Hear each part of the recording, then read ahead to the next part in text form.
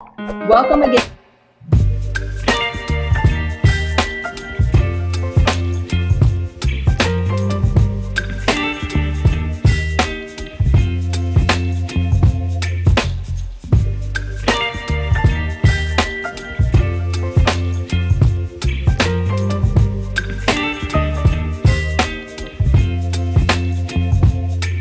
Baby, you give me ice and fire. You're giving me wind and rain. He's been done it. All right. So he is here with us today. He has sung with the best of them. I'm talking about BeBe Winans, Kirk Franklin, Hezekiah Walker, the king of choirs. We are so honored to have you. Come on, Kevin. We are so honored to have you here today, Kevin Lemons. Welcome to the show. Yes. Welcome to the show, Kevin. Thank you. Thank you so much for having me. I'm so honored to be a part of this wonderful occasion. Thank you so much. Yes. Welcome to the show, Kevin. We appreciate it. And we know, you're at rehearsal. So, you're kind of like double dipping, as they say, right? So you're getting a rehearsal in, you're doing an interview, like you're just like bouncing in between, but we love it. We appreciate the hustle. We appreciate you constantly getting it in there. So, we can go right into it. So one question, we want to start with, and, Chanel kind of alluded to it a bit. You've been doing this now for over 25 years, released a few albums, working on your upcoming LP. What, if anything, do you think needs to happen to keep pushing choir music forward? That's a good question. I just think that, we need to, as leaders, directors, ministers of music, continue to push the envelope as it relates to choir music, put it in the face of every person, letting them know that we're not going anywhere. We're here to stay. As long as the doors of the church are open, there's going to always be choir music, And so I think that we just have to be very diligent in, putting our best foot forward and making sure that we are doing what we need to do. Right. And Bishop Hezekiah Walker made a statement. He said that choirs are the bedrock of the gospel music tradition. Talk to us about the importance of choir music in the Black church. Well, the importance of choir music in the Black church from back in the day, choir music kind of told a story. Mm-hmm. It was personal stories. It was Bible stories. It was things of that nature that really allowed the people to fully connect with what was being sung. And when you have people that connect to you and what's being presented to you, it causes a wonderful glow that goes over the body of Christ, because now at that moment, we're all united, and I think that's one of the main things with choir music. Choir music brings families together. It brings people together, the best of the best, the worst of the worst. It doesn't matter. It just brings everybody together. Mm-hmm. Tell us some of the difficulties you've encountered with recording choir music, getting choir music on stage at concerts, things of that nature. Well, before this new trend came, which I love all elements of music. It's just great. Before that, it was not a hard thing to get choirs, because choirs were predominantly in the forefront of gospel. Now that since we have a lot of groups and we have a lot of soloists and things of that nature, they've kind of pushed the choirs to the back burner.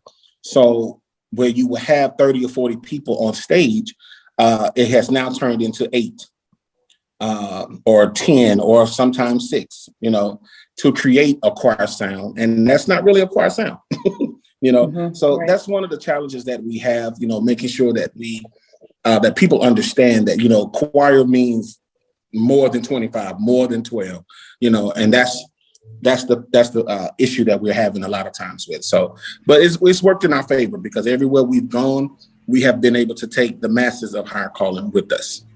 So even with that too, right? Because I know Bishop has also mentioned, hey, sometimes where the venues don't want to pay or to accommodate to have everyone show up. So he's, gone to cases where he's gotten, a big bus, rented out a big bus and took everyone there. Or even Vincent, Bohannon mentioned having different choirs in different states or locations, so that once you get there, you already have a group, you know, that is there, that is tuned to what you're doing. So are those some strategies that you've had to implement it over the years as well too?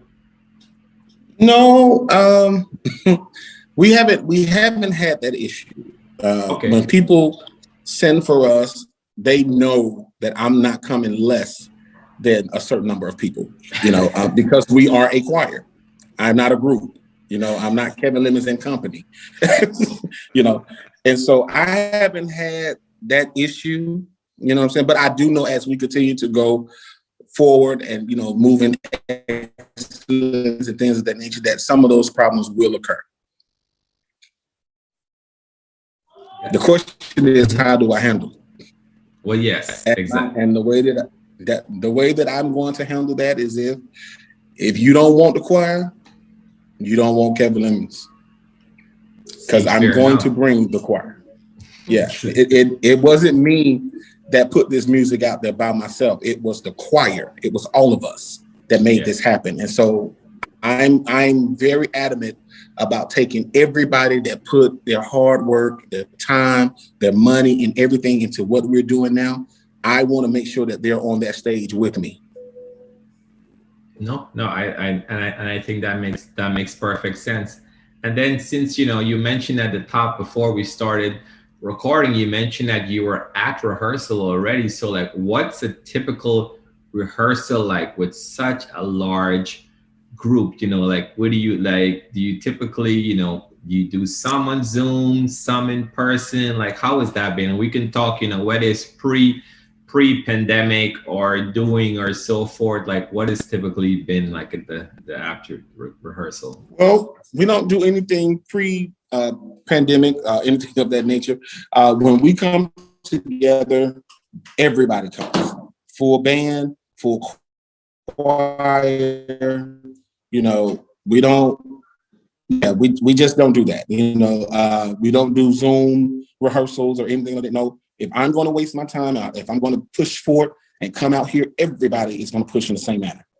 So, which is why we have rehearsal tonight. We only do it once a month because of the pandemic, but everybody knows that once a month, everybody is to be in place.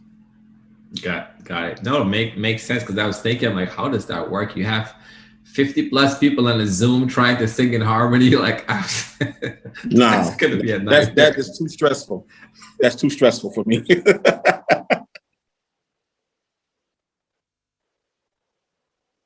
So what are some tips you would give an up and coming choir director? Listen, the first few tips that I would say, because I don't know it all, I'm still learning. And every day it's a new situation, it's a new technique, it's a new development and all of that. But what I will encourage every young and up and coming artist director to study your craft. Study the genre of music that you want to present and really go after it. Don't let nobody tell you nothing different. Stay with it. Stay with what God has showed you, what he has told you, what you have felt. And I promise you, at the end of the day, you will be rewarded for it. Wonderful, wonderful. Every up and coming choir director needs to hear that. Stick to what God has called you to do. Yes. So, no, and even to add to that, again, if you're working with, you know, such a large group, I'm sure there's different personalities, there's different things. Yes. Would you say patience would be a good quality for that choir director to have? Listen, you have to have patience. And the one way to know that you have patience is even dealing with your own inner circle, your family. Family will cause you to have patience. You know, true. And what you do is with that experience, you bring that into the household of your ministry, because what you learn at home or in your neighborhood and things of that nature, you will, you know, develop that in your choir. You will have the patience, you will have the tenderness, you will have the loving careness that you need to be able to, you know, serve the people in its entirety. One thing that just have to understand, although you're not their pastor and not that, but you are a leader, and they're going to pull on you for any and everything. You got to be equipped to handle that. Right. So For Your Good debuted at number 3 on Billboard's Gospel Digital Sales Chart. That's a good indicator that everyone is enjoying it. Tell us how would you describe this single? For those that haven't heard it yet. Listen, I would describe this single as electrifying church gospel music. You know, I use this analogy all the time to where you remember going back in the church and the church doors are open and you hear the choir singing, you see the congregation up on their feet, everybody is smiling, everybody's clapping, everybody just singing along and enjoying each other. That's what this song brings to the table. Oh yeah. And I watched a YouTube video you guys were. Yes, we watched a YouTube video where you guys were at a convention and the choir was going, the worship was high and everyone was just enjoying, and it brought that joy of the Lord. You can see it on everyone's face. Yes. It does exactly that. Now, tell us what impact you anticipate for your good having on the individual believer and on the church, maybe even the non-believer. What was your goal in working on this project? This whole entire project, I want people to be encouraged. I want people to go back to the days of where they just had fun singing gospel music. You know, it's just brought some level of joy. I think now, and this is just my personal opinion, you know, and I may get in trouble for saying it, but it's okay. You know, hey, God be with me. a lot of the stuff that we hear now, we think too much. You know, it's just too much that's going on. So I wanted to make this project as simple as possible with the strong message that God is everything that we need him to be, and he will continue to be. Put a smile on your face. It's going to be all right. That's right. That's right. Love it. So tell us at least one thing that God has recently worked out for your good. It looked like, man, this ain't going to work out. This is a waste of my time. I'm frustrated. Is there one thing you can tell us? Well, yes. Me and my wife have been married for, and I'm telling my story. I'm really putting it out there now. Me and my wife have been married for 14 years and have been trying to conceive the whole 14 years. Well, that didn't happen, but now it has. Oh, yes. Congratulations. And so I am ecstatic. I am happy. You know, finally, I have a family of my own. And it all just came at the same time. The project releasing, the new baby's on the way. You know, we getting ready to celebrate another year of marriage. It's just all in this time, and I'm just grateful to God. Nobody but God. Wow. Now, I asked for a testimony, but I got a whole, someone could preach on that. Like, that's a whole sermon right there. My goodness. Yes. You know, I was speaking with someone recently and they were saying that, you know, life works in cycles and every 7 years is a new cycle. So this is a new cycle for your family. Going into the 14th year of marriage, God has just proven himself faithful to you both. God bless you. Congratulations. Thank you so much. This is a new venture for me, but I believe I'm up for the test. I'm sure you have. You've already led and mentored so many over the years, so I'm sure this would just be right along with the ranks. Right, so, you birthed so much already. And I was going to ask the LP that's the new project that's coming up.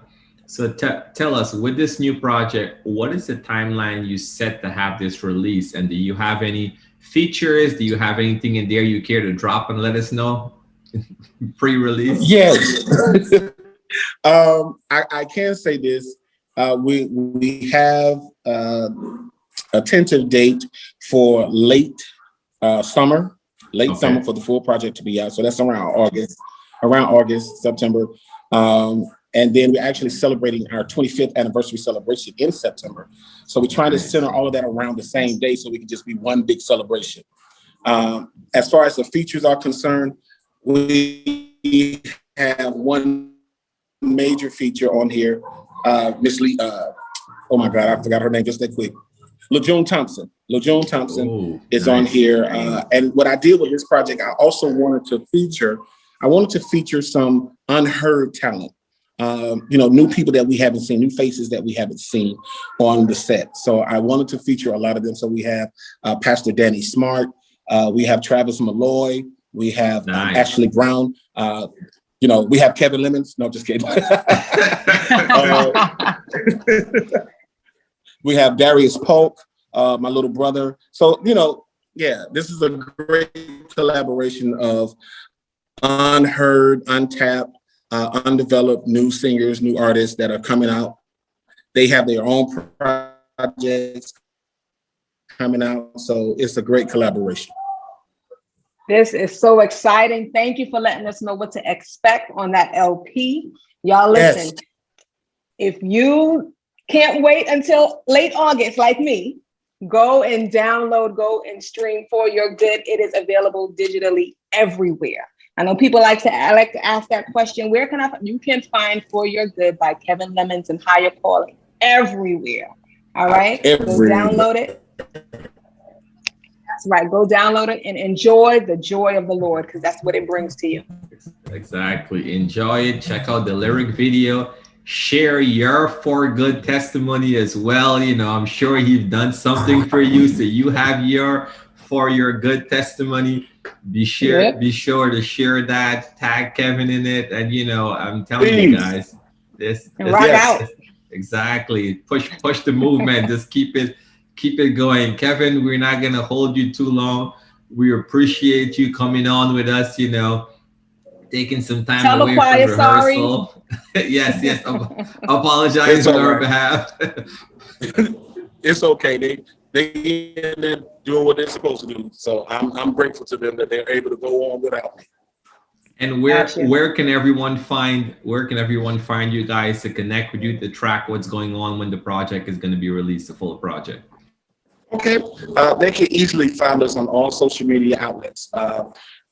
Facebook, Kevin Lemons and Higher Calling.